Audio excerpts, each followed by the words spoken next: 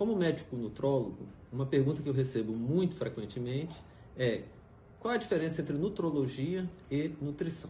Bem, a nutrologia é uma especialidade médica, ou seja, o nutrólogo ele passa por uma formação médica e na sua especialização de nutrologia ele é habilitado a fazer o diagnóstico e tratamento das doenças relacionadas aos distúrbios e transtornos alimentares. Então, por exemplo, um paciente com obesidade, o nutrólogo, a partir do diagnóstico dessa obesidade, ele vai procurar quais são as causas, quais são os outros problemas de saúde relacionados e quais são os tratamentos que serão propostos para o emagrecimento desse paciente. Quando a gente fala em tratamento, esse tratamento ele é multidisciplinar, não está apenas voltado a você fazer uma dieta ou orientar uma atividade física, mas algo em conjunto, dieta, atividade física e até mesmo o uso de medicações. Então, como especialidade médica e com uma formação médica, cabe ao profissional nutrólogo a questão do diagnóstico e do tratamento dessas doenças relacionadas aos transtornos e distúrbios alimentares. E o nutricionista? O nutricionista ele tem uma formação de nível superior no curso de nutrição. E o curso de nutrição, o que ele aprende nesse curso de nutrição? O que é uma alimentação adequada? Aprende muito sobre os alimentos, as especificidades, as diferenças entre cada alimento, qual alimento vai ser mais rico em determinados nutrientes, como organizar esses alimentos em dietas para ter uma melhor adesão do paciente. Quer dizer que um nutrólogo não pode prescrever dietas? O ideal é que não. Por quê? A formação médica não nos permite ter todas essas nuances, esses conhecimentos e essas facilidades que o nutricionista que ficou num curso de 5 anos e fora as especializações teve. Então você vê que os enfoques de formação dos cursos são diferentes. Enquanto um está focado em diagnósticos, tratamentos, o outro está focado mais nos alimentos. Então qual que eu devo procurar? Procuro nutrólogo ou procuro nutricionista? A primeira coisa que eu falo é que nutrólogo e nutricionista, o ideal é que eles trabalhem em conjunto, porque essas visões diferentes sobre o mesmo problema permitem soluções que vão ser as mais adequadas para as diferentes realidades que a gente encontra com os pacientes. Um paciente hipertenso que vai procurar um nutricionista, muitas vezes o nutricionista vai lhe passar uma dieta com as restrições de sal, com determinados tipos de alimento, mas se ele não tiver conversado com um profissional médico que fez esse diagnóstico, às vezes a situação pode ficar um pouquinho complicada. Vou dar um exemplo, por exemplo, paciente que está tomando diurético, hipertenso que toma diurético, ele precisa de uma alimentação mais rica em magnésio, porque o diurético faz ele perder muito magnésio, faz ele perder muito potássio, e às vezes esse paciente precisa de uma alimentação mais rica em magnésio, mais rica em potássio. Isso é a visão médica, mas o médico muitas vezes vai olhar assim: o que eu vou passar para esse paciente mais rico em magnésio e potássio que ele realmente vai aderir, que ele vai se alimentar?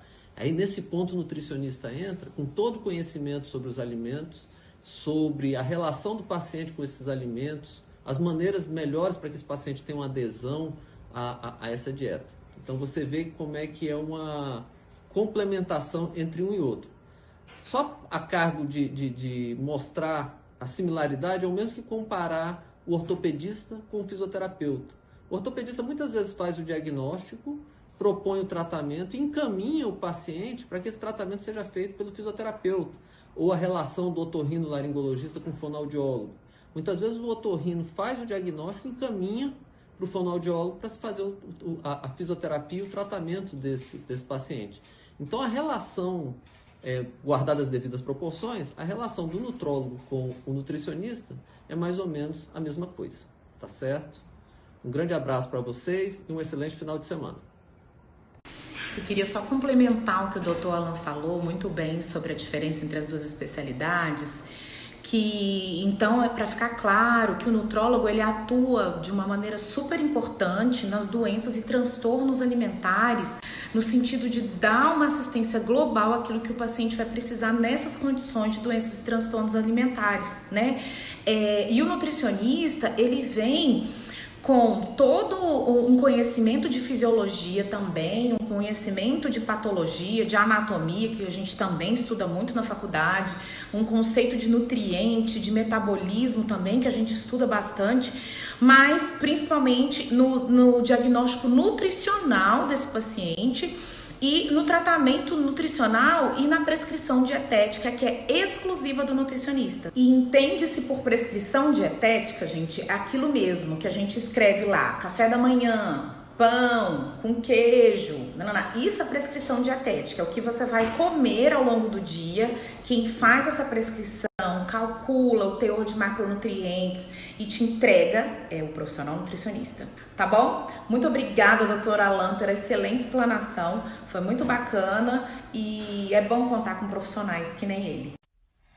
Olá, meu nome é Adilson Farrapeira, eu sou médico cirurgião plástico e a doutora Mariana me pediu para responder algumas perguntas sobre as cirurgias plásticas após a cirurgia bariátrica. A primeira pergunta é: quando devemos começar os procedimentos reparadores após a cirurgia da gastroplastia redutora?